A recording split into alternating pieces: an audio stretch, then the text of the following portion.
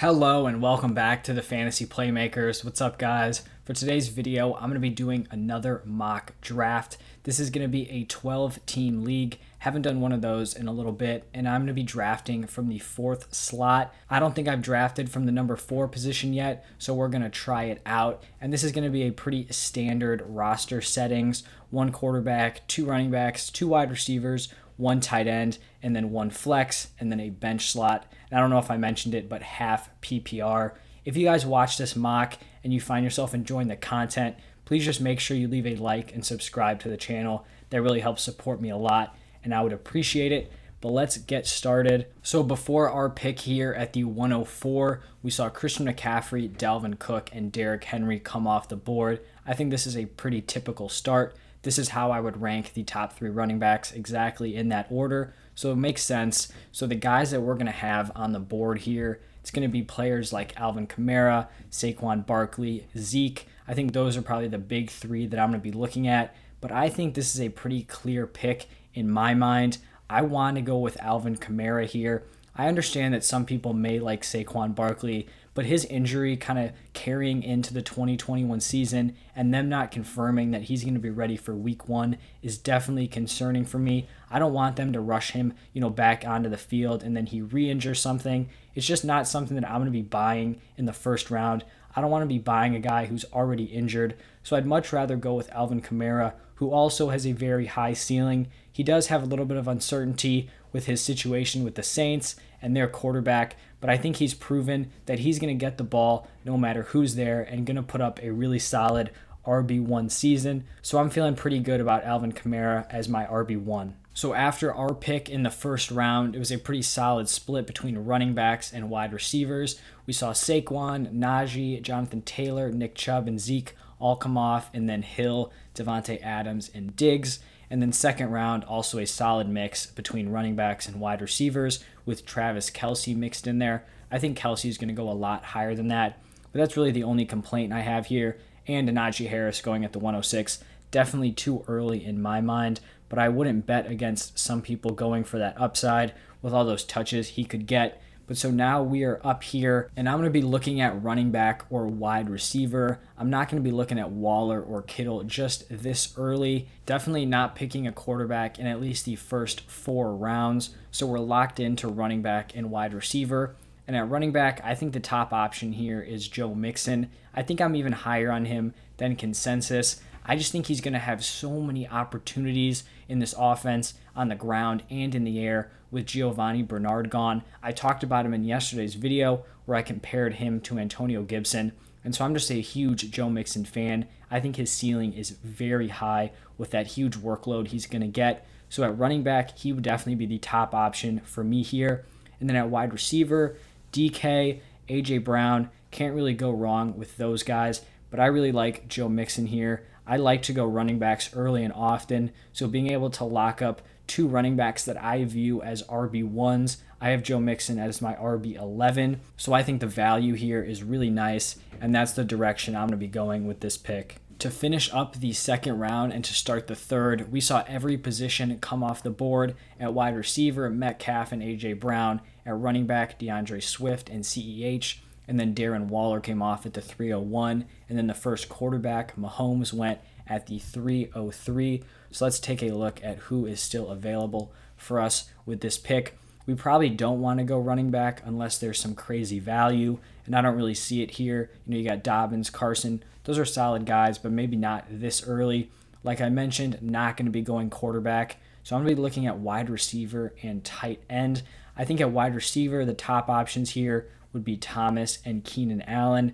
I would favor Allen out of those guys, but then another player to consider here is George Kittle at tight end. I really wouldn't mind going with George Kittle at this ADP, but I just think the value here with Keenan Allen, I view him as a mid-tier wide receiver 1, so to be able to get him, early to mid-third round in a 12-team draft, I think is a ton of value.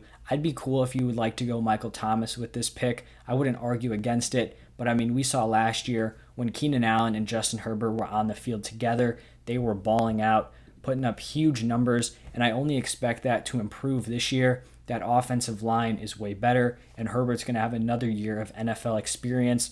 So I think Keenan Allen is going to have a very solid wide receiver 1 season. After Keenan Allen was picked, we saw George Kittle follow him, and then the running backs Dobbins, Jacobs, Carson, and then a huge run on wide receivers: Michael Thomas, McLaurin, Robinson, Cooper, Julio, Mike, Thielen, Lamb, Godwin, just a ton of those guys off the board.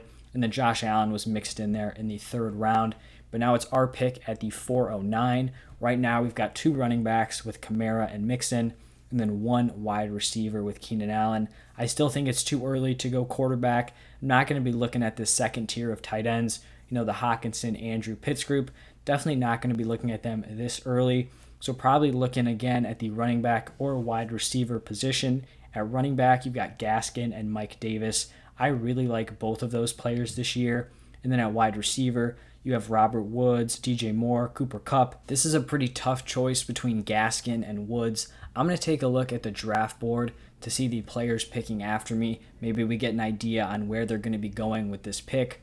So the team that picks at the 410, they really could go anywhere. They have 1 running back, 1 wide receiver, and 1 quarterback. The other 2 at the 411 and 412 both have 2 running backs. So, both of those teams are probably going to be getting at least 1 receiver in their next 2 picks. So we may need to lock down Robert Woods here. Start off the draft with 2 nice running backs, 2 wide receivers, and Robert Woods is like an ideal wide receiver too. I mean, the man is guaranteed to finish in that range. He's done it the past 3 seasons.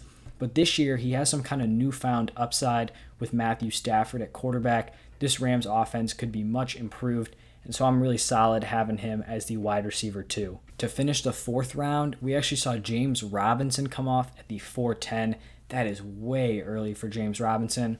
And then followed by Mike Davis, Cooper Kupp, and then in the 5th, Kenny Golladay, TJ Hockenson, Tyler Lockett. So we really lucked out here, and Myles Gaskin fell to us at the 504. I'm pretty confident that that's where we're going to be going with this pick, but let's just take a look at the other spots. Tight end, I still don't love the value here at this range. I wouldn't hate it, but I just think there's better options on the board. We could look quarterback, but I just think locking up Myles Gaskin as the RB3 is better than getting any of these guys in the early 5th round. Wide receiver, DJ Moore, Deontay Johnson, those are solid players, but I still don't think either of those guys are going to have more value than Myles Gaskin to this team. So I'm going to go with him. I just think this is an ideal situation for a running back to be a part of. They like to use workhorses, and it looks like he's going to be the number 1 guy. Also a great receiver out of the backfield. So one of my favorite kind of 5th round targets. If he falls there, I think he's a terrific value. After we picked Gaskin, we saw every position come off. Some wide receivers with Moore and Deontay Johnson. Some quarterbacks with Kyler, Dak, Lamar, Russ in the 6th, and then some tight ends sprinkled in there with Andrews and Pitts, and then a couple running backs off the board. So teams were going in all kinds of different directions, but here we are up. We have 3 running backs locked down: Kamara, Mixon, and Gaskin, and then 2 wide receivers with Keenan or Woods. So we could really go anywhere. We could look for a quarterback. We could look for another wide receiver. If there's crazy value at running back, then maybe we consider it. Looking at the running back position, we're looking at guys like Javonte Williams, Raheem Mostert. I do like Raheem Mostert, but I don't think his value is too crazy that I'd pick him on my bench over getting a wide receiver 3 or a starting quarterback or a tight end. I do like Justin Herbert at quarterback.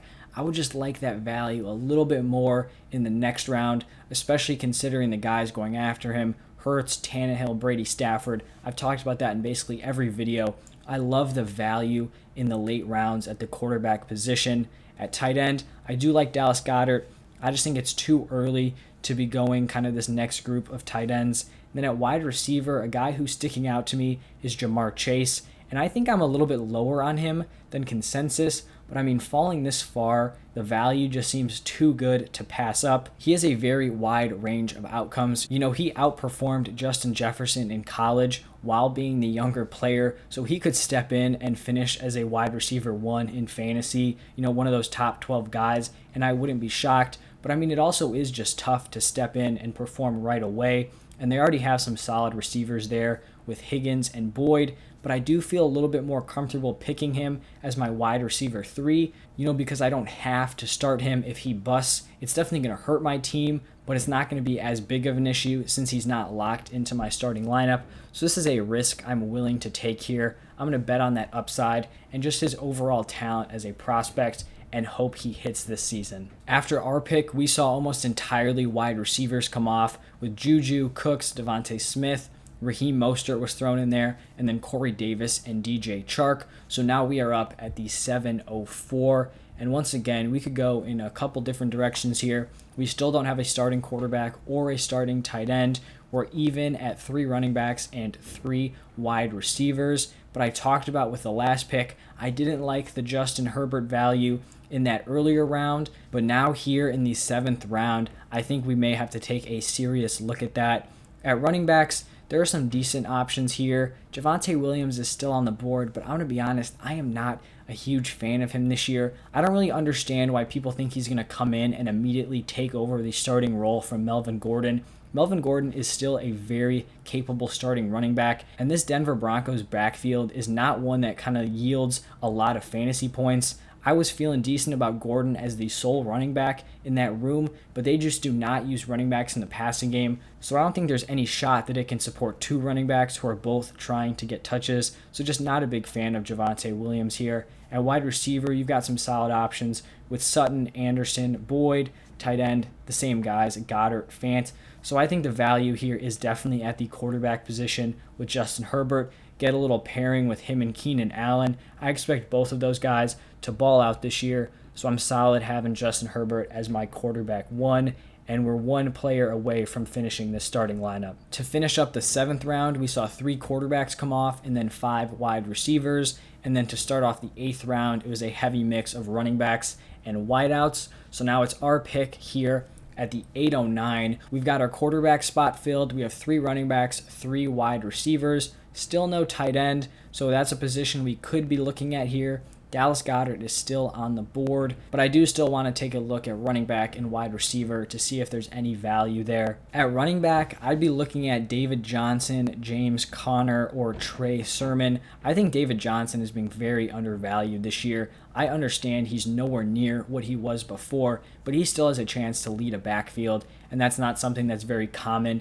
in this range of running backs that is left. At wide receiver, Curtis Samuel, Antonio Brown, really like both of those guys. When I'm deciding between choosing a running back or a wide receiver, I think I would have to lean wide receiver with this pick just because there are still a couple guys at that running back position that I do like. I'd be fine with Johnson, Conner, or Sermon. At wide receiver, it's definitely a little bit more limited to Curtis Samuel and Antonio Brown. It does hurt a little bit to lose out on Dallas Goedert here. Maybe he falls to the next round, or maybe we just go for one of those late round tight ends and hope it hits. It's definitely not a bad strategy. So with this pick, I'm going to go with Antonio Brown. I think he's probably my most owned player in these mock drafts. I mean, getting him as a wide receiver 4 in a 12-team league, I think the value is just too good at that slot. To end the 8th round and start the 9th, it was a solid 3-3 split at running back and wide receiver. So some of the guys we were looking at did come off. The running backs, David Johnson and James Conner, both got picked. So that may limit our options at the running back position. We still have Dallas Goedert on the board, and that is tempting, but I'm just a little bit scared to not go running back with this pick because we only have 3 RBs, and there's going to be a long wait between our next pick. So, I mean, I do like Sermon here. He would definitely be the guy. But when we get around to our next pick, I mean, we could be looking at guys like Tony Pollard, Nyheim Hines, Latavius Murray. I don't feel confident with any of those guys as my RB4. So we may have to bite the bullet here and just wait on tight end and secure Trey Sermon, who I think has some decent value as the running back 4. You know, he's not locked in as a starter, but he's going to be a part of a very solid run game. And as a running back 4, you know, I don't have to start him on a week-to-week basis. So, you know, I feel solid with him here at this pick. Wow, so we got very lucky between our pick at the 904 and our next slot here at the 1009. 3 tight ends came off the board: Noah Fant, Robert Tonyan, and Hunter Henry, but none of them were named Dallas Goedert, so he is still here on the board, and that's where we've got to go with this pick. I mean, getting him this late is a huge value. I thought we were definitely going to lose out on him, but luckily we did not. So we go Dallas Goedert here, complete our starting lineup. It will be totally filled. Herbert, Kamara, Mixon, Keenan Allen, Robert Woods, Dallas Goedert, and Myles Gaskin. Goedert has a great chance to now operate as the tight end 1 with the Philadelphia Eagles. They still haven't traded Zach Ertz, but it seems like it is inevitable that he's going to be gone. So Goedert will operate as one of the top weapons on this team, and they just need people to throw the ball to, and Dallas Goedert is going to be one of those guys. After we picked Dallas Goedert, we saw another tight end, Mike Gesicki, come off the board, followed by Marvin Jones and Jalen Waddle, then Tom Brady and Matthew Stafford. Great value picks in the 11th round, and then Nyheim Hines. So we are here at the 11:04, and we're going to be filling up our last 3 bench slots. Right now we've got 1 quarterback, 1 tight end, 4 wide receivers, and 4 running backs. So a very, very balanced roster right now. At the running back position, I think the best options here are Jamal Williams and Phillip Lindsay, both players that may not be slotted, to be starting running backs, but I think are still going to be involved. Jamal Williams, I think, has the more established workload. Even though he's the backup to DeAndre Swift, he's still going to be heavily involved in the run game and receiving game. We saw what he did in Green Bay. He is very capable. Phillip Lindsay, I think, may not have such guaranteed touches, but maybe a better shot to just take over the backfield overall. At wide receiver, we're in this Gallup, Mooney, T.Y. Hilton, Cole Beasley range. I could go wide receiver here, but I'm going to be honest, I think next round we could wait, and I could still find one of these late round targets that I feel comfortable with. Our next pick at running back, I think it's going to be totally just a dead zone. There's going to be no one I want, and so I'd rather just lock up our RB5 here and feel good about it. So I think Jamal Williams is going to be the pick, a guy who has week-to-week upside in potential matchups. Even if DeAndre Swift isn't off the field, but then even with an injury, Williams could step in and have a really solid role. Looks like I was right about running backs coming off the board after our Jamal Williams pick. We saw Henderson, Penny, McKissick, Lindsey, Coleman, Gainwell, Madison, White, Bell, Damian Williams all come off the board. Some wide receivers mixed in there, Cole Beasley, McCole Hardman, Gallup, and Aguilar, and then 1 quarterback with Joe Burrow. That's going to be a backup on whatever team chose him. But so here we're at the 12:09, and we're looking at another bench slot, probably going wide receiver here, unless there's some serious value at another position. I'm not really seeing it. Trevor Lawrence could be a decent pick, but I feel pretty secure here with Justin Herbert. At tight end, I actually think I'm going to be looking at Zach Ertz in that last round, but I don't think he's going to be drafted before then, so I think we can hold off on that pick, and that just focuses us in on the wide receiver position. There's a lot of players here who could be acceptable late round targets. You've got Darnell Mooney, T.Y. Hilton, John Brown. You've also got players like Brashad Perriman, Elijah Moore. All these guys are viable picks here. I think I'm going to go with Darnell Mooney with this pick. I don't think I've gotten him in any of these drafts. I have had the opportunity. I just don't know how much of a role he's going to have as the wide receiver 2. I think he's talented enough to be a fantasy relevant player, but I think we kind of have to hope that Justin Fields is able to take over and kind of give this offense a spark, but I'm confident, betting on his talent. So as the wide receiver 5, I'm totally fine with that pick. After our pick, we saw 3 straight running backs come off: Marlon Mack, Giovanni Bernard, Jeff Wilson, followed by T-Law and Matt Ryan, and then Rob Gronkowski. So this is our last pick, the 13th round. We've got a quarterback, a running back, and then 5 running backs, 5 wide receivers. So a very balanced team. At this point in the draft, we're really just kind of hunting for value. And so we could really go at any position here. I did talk about last round going potentially with Zach Ertz at tight end. I still think that's a very viable option, but I actually do like Tyler Higbee here at tight end. I just think he should be going much higher than the 13th round and probably will in most drafts. But as a backup, I'd rather kind of take that big swing on a guy like Zach Ertz, who's proven that he could be a very high-end tight end. Quarterback, don't really love any of these guys. I feel like Justin Herbert is a pretty solid, week-to-week starter. Wide receiver, you've got T.Y. Hilton, could look there, but I think I'm going to go with the plan that I laid out in the last round. Zach Ertz, you're just not going to find any tight ends that are going this late and have put up the numbers that he has. Obviously, he had a very bad last season, only 335 yards, 1 touchdown. He's only 1 year removed from being a consensus top 3 tight end. I mean, look at his numbers from 2017 to 2019. Had over 800 yards in every year, 8 touchdowns, 6 touchdowns.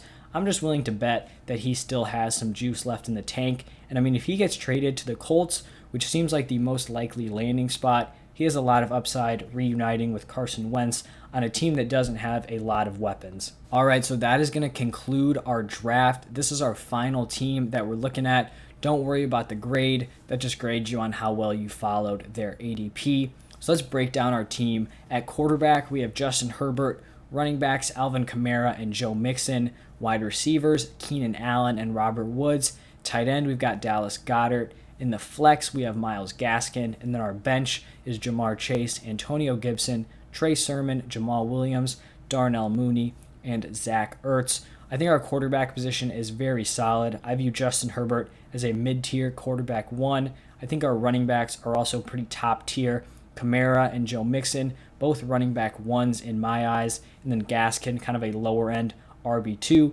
Sermon, more of a high upside play, not as much consistency, but I feel fine with him as my RB4. And then Jamal Williams, a very capable RB5. Wide receivers aren't, amazing, but I think they're definitely very solid. Keenan Allen, I think, is a mid-tier wide receiver 1. Robert Woods, a mid-tier to high-end wide receiver 2. Ja'Marr Chase on the bench, Antonio Brown, Darnell Mooney. Feel very good about that group.